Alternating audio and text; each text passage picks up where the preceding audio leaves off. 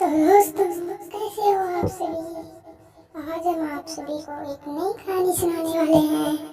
तो दोस्तों कहानी स्टार्ट करने से पहले लाइक कर देना और सब्सक्राइब कर देना। घर की टिक्की और चाट।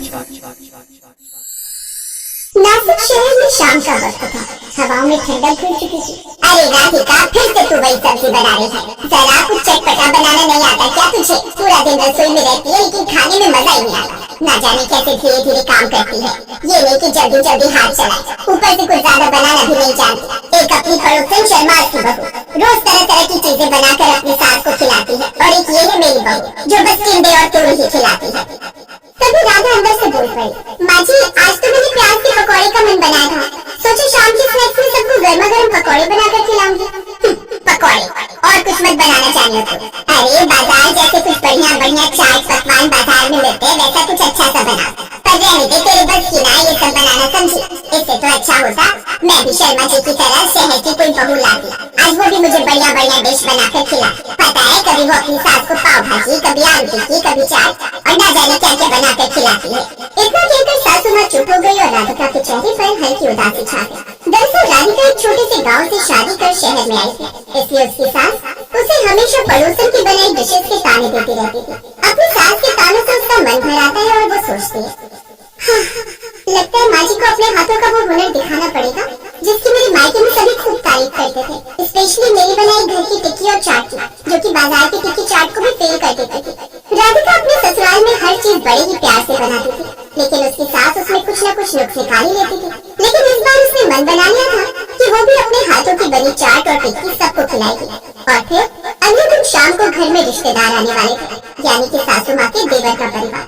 सासू माँ राधिका से बोली, राधिका कल मेहमान आ रहे हैं, कुछ बढ़िया बना लेना ताकि लोग कहें कि शकुंतला की बहू भी कुछ जानती है। तू अपनी चाची सास को नहीं जानती, अगर तूने उसे कुछ बढ़िया सा बनाकर नहीं खिलाया ना तो वो गाँव में जाकर 100 बातें बनाएगी। समझ गई ना मैं क्या कहना चाहती हूँ? आप फिक्र मत कीजिए माँ जी। ये बोलकर राधिका मन ही मन सोचने लगी, इस बार मैं सबको अपने स्वाद से जीत लूंगी। उसने तय किया कि अगले दिन वो मेहमानों के लिए घर की टिक्की और चाट बनाएगी, साथ ही खाने में शाही पनीर और कढ़ाई पनीर जैसी डिश भी बनाएगी। अगले दिन राधिका सुबह उठकर घर की साफ सफाई में लग गई, और जब उसका पति ऑफिस जाने लगा तो, आरफ सुनिए ना, मुझे कुछ सामान चाहिए, शाम को मेहमान आने वाले हैं तो तुम ऑफिस से आते हुए ले आओगे? लेकिन राधिका आज तो मेरे ऑफिस में प्रेजेंटेशन है तो मुझे आने में देर हो जाएगी, लेकिन तुम मुझे सामान की लिस्ट भेज देना, मैं ऑफिस बॉय से कहकर भिजवा दूंगा। ठीक है जी। अब आरव ऑफिस चला गया और राधिका जल्दी जल्दी घर के काम निपटाने लगी। अब काम खत्म करके उसने लिस्ट बनाकर आरव को लिस्ट भेज दी, जिसके कुछ देर बाद उसने सामान उन्हें भेज दिया। फिर दिन के बाद सासू माँ के सोते ही राधिका चुपके से रसोई में गई और शाम की तैयारी करने लगी। और शाम होते होते शकुंतला देवी भी जाग गई। अब रसोई से अदरक, लहसुन और मसालों की खुशबू फैल रही थी और गरम तवे पर सुनहरी टिक्कियाँ सेकने लगी। तभी सासू माँ रसोई में आई और बोली, अरे बहू तूने तो सच में टिक्की बना ली, लेकिन ये चाट खाएगा कौन? हमारे घर के लोग कभी सड़क का खाना नहीं खाते, तूने ये बाहर से क्यों मंगवाई? माँ जी ये सड़क की नहीं घर की है, सारा मसाला, दही, चटनी सब मैंने घर पर ही बनाया। क्या? लेकिन तूने ये सब कब बनाना सीखा? हे राम, इस मुझे वो यूट्यूब से सीखकर आज पहली बार बनाया होगा, ना जाने क्या ही बना दिया होगा। तभी बाहर दरवाजे पर गाड़ी के हॉर्न की आवाज आई। लो, लगता है मेहमान भी आ गए, अब ये हमारी इज्जत का फालूदा बनाएगी। देवरानी और उनके बच्चे अंदर आए।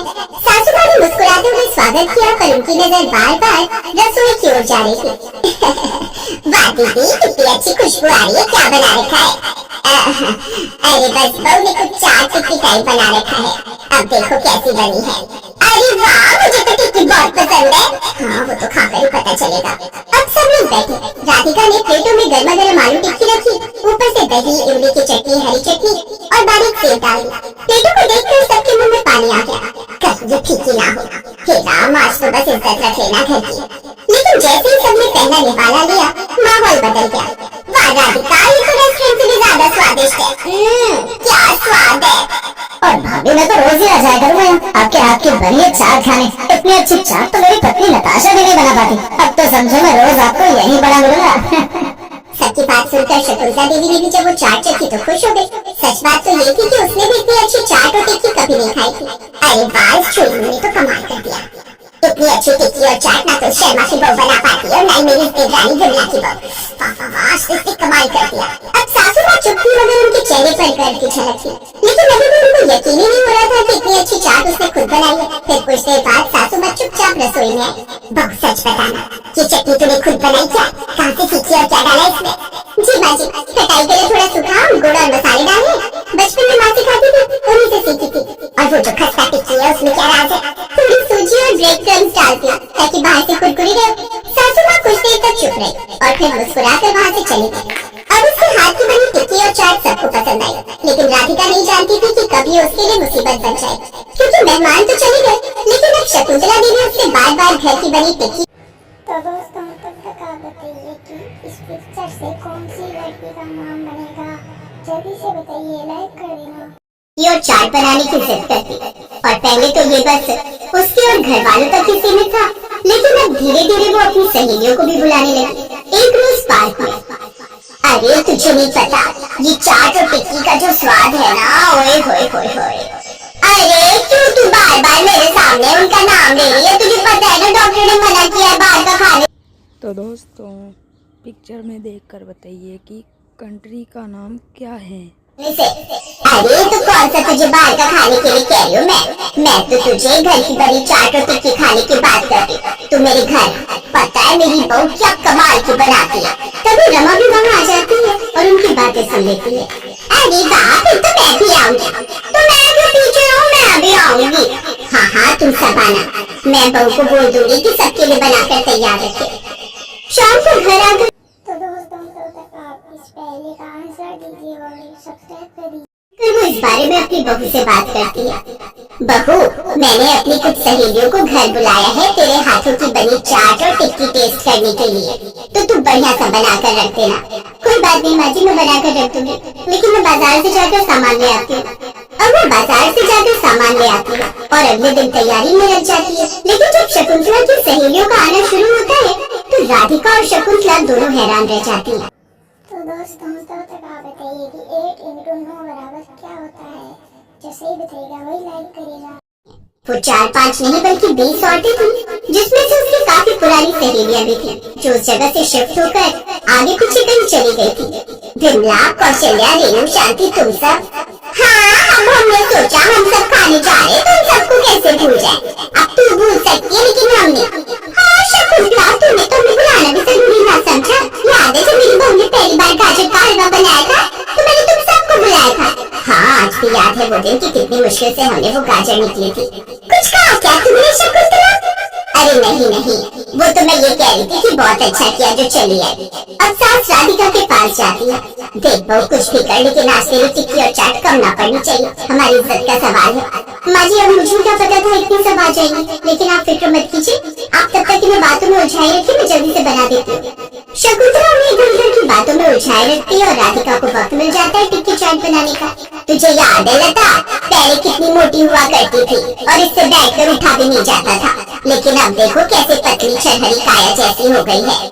कहीं तेरी बहू तुझसे घर के कामकाज तो नहीं करवाती। कुछ देर बाद राधिका सबके लिए टिक्की चाट बनाकर ले आती है, जो कि सबको बड़ी पसंद आती है। सच में तू तो बड़ी किस्मत वाली है शकुंतला, इतनी अच्छी बहू मिली। इतनी अच्छी चाट तो बाजार में भी नहीं मिलती। सभी ने शकुंतला की बहुत तारीफ की, जिसे सुनकर शकुंतला को भी बड़ा अच्छा लगा। कुछ देर बाद वो सभी वहाँ से चली जाती है और शकुंतला राधिका को ढूंढने लगती है। अरे ये राधिका कहाँ रह गई? फिर जब वो रसोई में जाकर देखती है तो राधिका वहीं रसोई के फर्श पर ही टेक लगाकर सो गई थी। अब शकुंतला को समझ आया कि उसकी बहू कितनी अच्छी है, जो उसकी हर फरमाइश पूरी करती है, और इन सबसे कहीं न कहीं वो थक भी जाती थी, लेकिन कभी उफ तक नहीं करती थी। उस रोज के बाद उसने कभी उस पर दबाव नहीं डाला। साथ ही जब घर में मेहमान आते तो वो भी उसके काम में मदद करती। तो दोस्तों कैसी लगी ये कहानी आपको? कहानी अच्छी लगी हो तो कहानी को लाइक कर देना और हमारे चैनल को सब्सक्राइब कर देना और कहानी को शेयर भी कर देना।